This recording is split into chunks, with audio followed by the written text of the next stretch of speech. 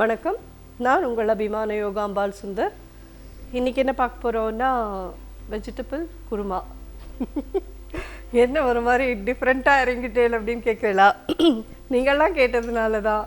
So இன்றைக்கி பண்ணலாமா, அது எப்படி பண்ணுறதுன்னு பார்க்கலாம். அதுக்கு நான் எப்பயுமே மசாலா ஒன்று அரைப்பேன். அந்த மசாலாவுக்கு என்னெல்லாம் போடுறேன்னு காமிச்சிடுறேன். 2 ஸ்பூன் சோம்பு,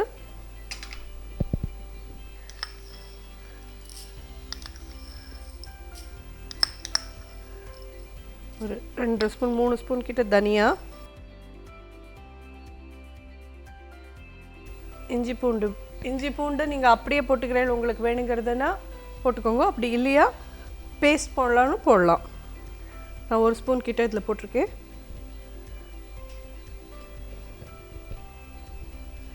பச்சை மிளகா 2 மிளகா பெருசாக போட்டிருக்கேன். ஏன்னா மிளகா அப்படி வேற போடுவோம், நல்லா 2 மிளகா போட்டிருக்கேன். கொஞ்சம் வெங்காயம், எல்லாத்தையும் அரைச்சி எடுத்துன்னு வந்துடுறேன். நல்லா அரைச்சி ஃபைன் பேஸ்ட்டாக எடுத்துன்னு வந்தாச்சு. இதை இப்போது குருமா பண்ண ஆரம்பிக்கலாம்.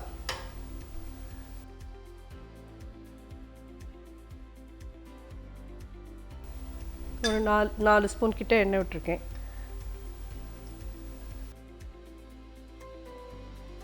பே லீஃப், பட்டை,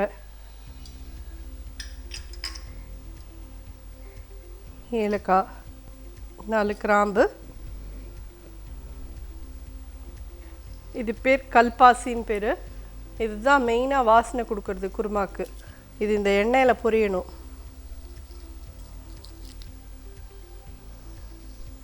போட்டதுமே எங்களுக்கு இங்கே ஒரு மனம் வருது. இதெல்லாம் எண்ணெயில் நல்லா தாட்டு. இப்போ வெங்காயம் 2 வெங்காயம் நறுக்கிருக்கேன்.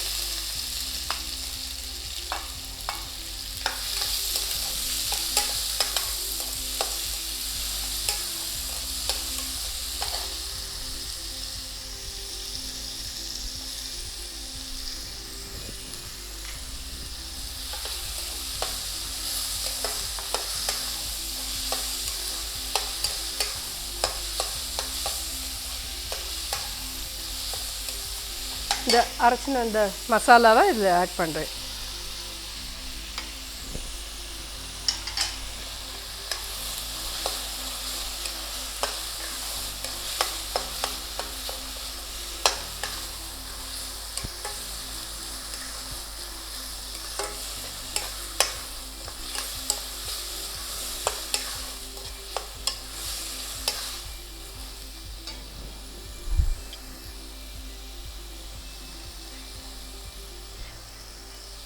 மஞ்சப்பொடி ஒரு 6 ஸ்பூன்,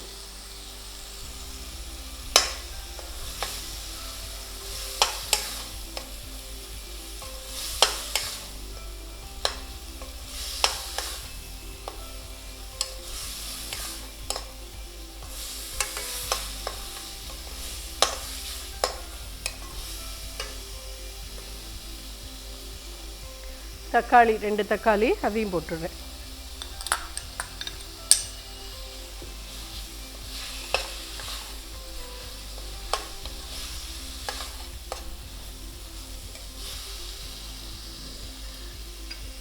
நீங்கள் இதெல்லாம் தனித்தனியாக வேக வச்சு போடுறீங்கனாலும் ஓகே, இல்லை இதோடையே போட்டு தண்ணி விட்டு வேக விடுறீங்கனாலும் ஓகே. உருளைக்கிழங்கு 2, கேரட் 2,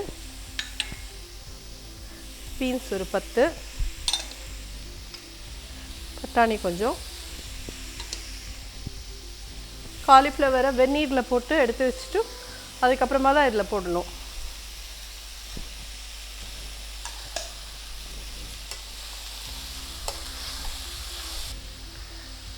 ஒரு 1/2 ஸ்பூன் மிளகா அப்படி,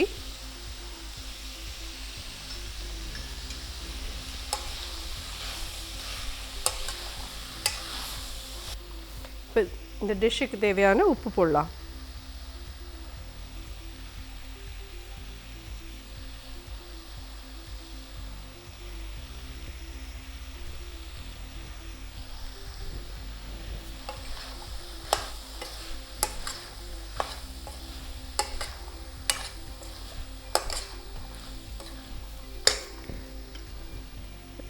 தண்ணி விட்டு வேக விடலாம்.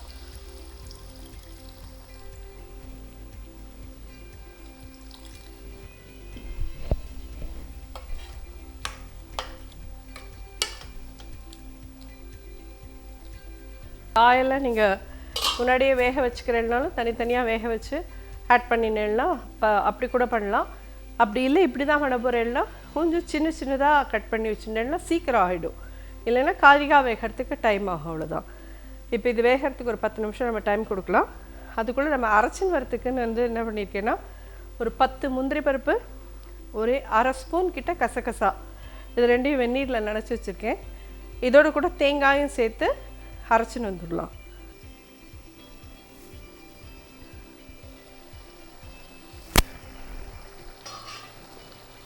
நல்லா வெந்துடுத்து கறிகாலா.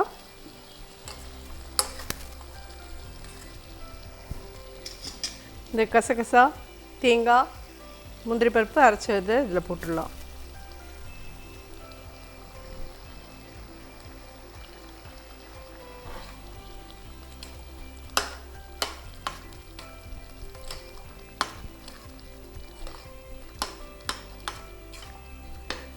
தேங்காய் அரைச்சி விட்டதுக்கப்புறம் நிறைய நாளைக்கு கொதிக்க வேண்டாம், ஜஸ்ட் ஒரு கொதி வந்தால் போதும்.